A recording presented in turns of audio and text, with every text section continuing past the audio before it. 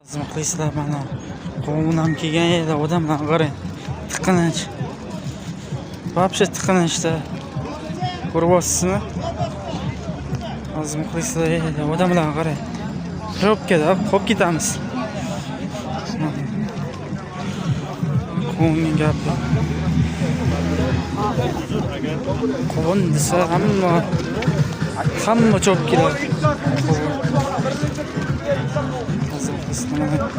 Qaytamiz endi. Juma namozni ham tugatib, arabonga to'g'ri nasib bo'lsa viloyat beramiz. Muxlislar kutib qolinglar. Biz ham qolmaymiz. Muxlislar kutinglar, boramiz tez orada.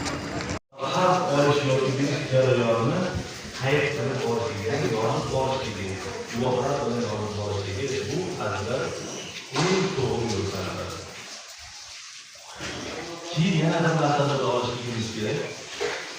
Bir ota qarz bo'lib o'tib ketadi.